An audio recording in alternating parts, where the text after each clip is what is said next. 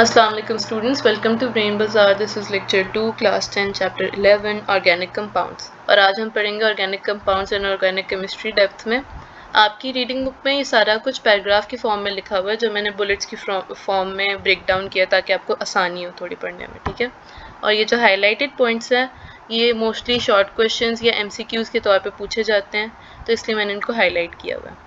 Now starting with we have the amount of organic compounds that exist today. इससे पहले जो हमने lecture लिया था उसमें हमने पढ़ा था कि वाइटल फोर्स थ्योरी थी, ठीक है। उस टाइम पे 19th सेंचुरी में इतनी अमाउंट नहीं थी ऑर्गेनिक कंपाउंड्स की क्योंकि लेबोरेटरीज में वो सिंथेसाइज ही नहीं किए जाते थे, ठीक है। तो thousands of new organic compounds are synthesised annually और ये सारा कुछ लेबोरेटरी में होता है। और उसके रिजल्ट में क्या हुआ कि आज हमारे पास 10 मिलियन ऑर्गेनिक कंपाउंड्स एग्जिस्ट करते हैं, ठीक है। उसके बाद आपके पास आ जाता है कि ऑर्गेनिक कंपाउंड्स क्या होते हैं। ऑर्गेनिक कंपाउंड्स की डेफिनेशन बहुत सिंपल है, 2-3 वर्ड्स हैं। Organic compounds are hydrocarbons and their derivatives, ठीक है। हाइड्रोकार्बन से मुराद ये है कि उसमें हाइड्रोजन और कार्बन तो होगा ही होगा, लेकिन इसकी एक जो मेन निशानी है वो मैंने यहाँ पे हाईलाइट की हुई है। Organic compounds contain covalently bonded carbon and hydrogen.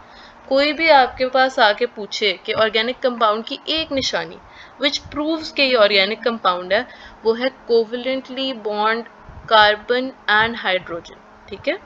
तो एसेंशियल कॉन्स्टिट्यूएंट इसको बोलेंगे। अब आपके पैराग्राफ के आगे एक छोटा सा पैराग्राफ है नेक्स्ट पेज पे जिसमें एक छोटा सा नोट टाइप का विच इज़ वेरी इंपॉर्टेंट और ये शॉर्ट क्वेश्चन अलग से आ जाता है। अब देखें आप ना क्या करते हो बच्चे कि आप ऑर्गेनिक कंपाउंड सुन के कहते हो जिस चीज़ में भी कार्बन है ना वो ऑर्गेनिक कंपाउंड है, हालांकि ऐसा नहीं है। ऐसे भी हमारे पास मॉलिक्यूल्स हैं जिसमें कार्बन की एग्जिस्टेंस है लेकिन उसको हम ऑर्गेनिक कंपाउंड कंसिडर नहीं करते हैं। उसमें हमारे पास 2-3 कैटेगरीज आ जाती हैं जिसमें हमारे पास ऑक्साइड्स हैं, कार्बोनेट्स हैं और कार्बाइड्स हैं। मेन 3 ही हमारे पास ये कैटेगरीज हैं, ऑक्साइड्स, कार्बोनेट्स और कार्बाइड्स। ऑक्साइड्स में आगे आपके पास 2 फॉर्म्स है जो कॉमनली पढ़ी जाती हैं, कार्बन मोनोऑक्साइड, कार्बन डाइऑक्साइड।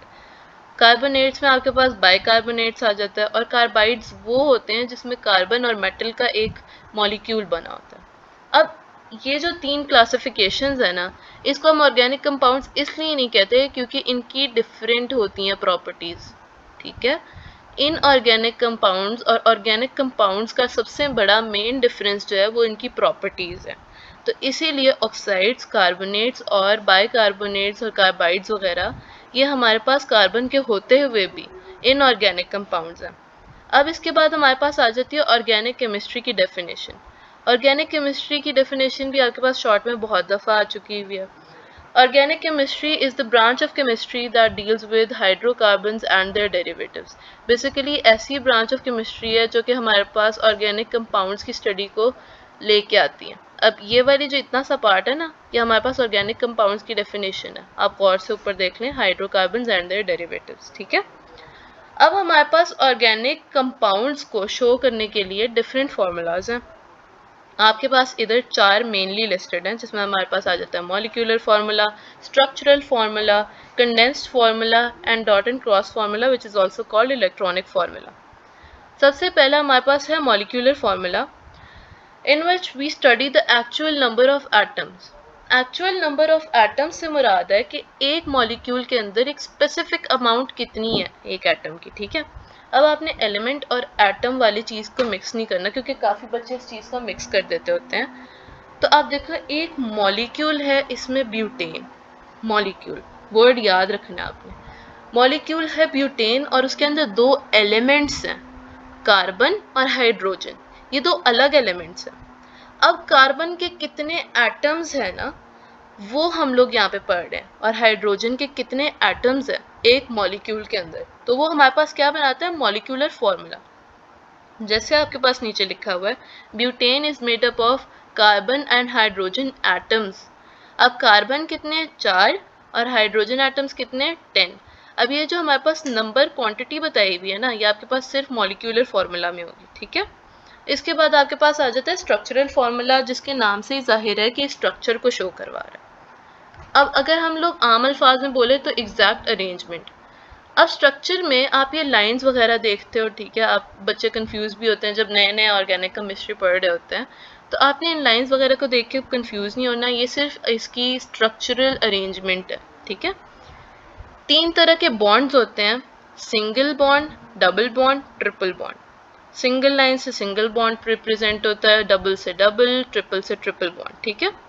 अब स्ट्रक्चरल फॉर्मूला जैसे हमारे पास ब्यूटेन का लिखा हुआ है कि हमारे पास 4 कार्बन थे, 1 2 3 एंड 4, और 10 हाइड्रोजन थे। अब हर एक कार्बन की वैलेंसी को पूरा करने के लिए आप जब हाइड्रोजन लगाओगे ना, 1 2 3 इस तरफ, हर एक कोना इसका भर जाएगा और टोटल ये 10 बन जाएंगे, ठीक है। तो ये हमारे पास स्ट्रक्चरल फॉर्मूला आ गया। नेक्स्ट आ जाता है कंडेंस्ड। कंडेंस्ड फॉर्मूला में क्या है कि आपके पास ग्रुप्स ऑफ एटम जो ज्वाइन होकर बनाते हैं ना पूरी चेन को, उसको हम कंडेंस्ड फॉर्मूला कहते हैं। अब मैं आपको ना इसकी सिमिलैरिटी बताऊंगी स्ट्रक्चरल फॉर्मूला से, तो आपने मिक्स नहीं करना। कंडेंस्ड फॉर्मूला में क्या होता है कि आपके पास जो सारा स्ट्रक्चरल फॉर्मूला है ना, कि ये सारा स्ट्रक्चर बना हुआ है, ये सी के साथ 3 हाइड्रोजन है, अब ये बहुत ज़्यादा खुल के लिखा हुआ है, राइट। इसी को हम थोड़ा सा कंडेंस करेंगे, CH3 है, ये CH3, CH2 है, ये CH2 आ गया, ये भी CH2 है, अगेन CH2 आ गया, ये CH3 है तो यहाँ पे भी CH3 आ गया। This butane formula and this butane formula are same, लेकिन ये सिंप्लीफाइड वर्जन है स्ट्रक्चरल फार्मूला का। तो कंडेंस्ड फार्मूला और स्ट्रक्चरल फार्मूला में बस इतना सा डिफरेंस है कि इसमें ग्रुपिंग करके लिखा होता है और वहाँ पे बहुत खोल के लिखा होता है, हर एक बॉन्ड शो करके। So the last one is dot and cross formula, which is also called electronic formula. अब इसमें हमारे पास इलेक्ट्रॉन्स की बात हो रही है, ठीक है। अब मैंने जो आपको ऊपर बताया था कि सिंगल बॉन्ड बनता है, ठीक है, सिंगल बॉन्ड हमारे पास इलेक्ट्रॉन की शेयरिंग से बनता है। यहाँ पे हमारे पास 2 एटम्स हैं, हाइड्रोजन और कार्बन। हाइड्रोजन अपना इलेक्ट्रॉन शेयर कर रहा है, कार्बन अपना इलेक्ट्रॉन शो कर रहा है, ठीक है। हाइड्रोजन जो हमारे पास यहाँ पे इलेक्ट्रॉन है ना, ये क्रॉस की फॉर्म में, और कार्बन हमारे पास डॉट की फॉर्म में। ज़रूरी नहीं आप कार्बन को ही डॉट करो, ज़रूरी नहीं आप हाइड्रोजन को ही क्रॉस करो, आप चेंज भी कर सकते हो। ये सिर्फ डिस्टिंग्विश करने के लिए है कि दोनों के अलग अलग इलेक्ट्रॉन्स है, ठीक है। अब एक बॉन्ड बनाने के लिए 2 इलेक्ट्रॉन्स यूज होंगे, हमेशा ये आपने याद रखना है, किसी भी लेवल की केमिस्ट्री आप पढ़ रहे हो, ठीक है। This is the basic part कि एक बॉन्ड के लिए हमारे पास 2 इलेक्ट्रॉन्स यूज होंगे। अब ये शेयरिंग ऑफ इलेक्ट्रॉन जो है ये यहाँ पे शो की जाती है डॉट एंड क्रॉस फॉर्मूला में, और ये वैलेंस इलेक्ट्रॉन्स डॉट्स और क्रॉसेस की तरह नजर आते हैं। वैलेंस इलेक्ट्रॉन क्या होते हैं, जो आपके एटम के सबसे लास्ट वाले सबशेल में होते हैं, उनको वैलेंस इलेक्ट्रॉन करते हैं, आउटर साइड को जो होते हैं, जो सबसे आखिरी इलेक्ट्रॉन्स होते हैं। इसके बारे में मज़ीद एक्सप्लेनेशन आपको आगे वीडियोस में मिलेगी। आई होप ये लेक्चर आपको समझ आएगा। Subscribe for more.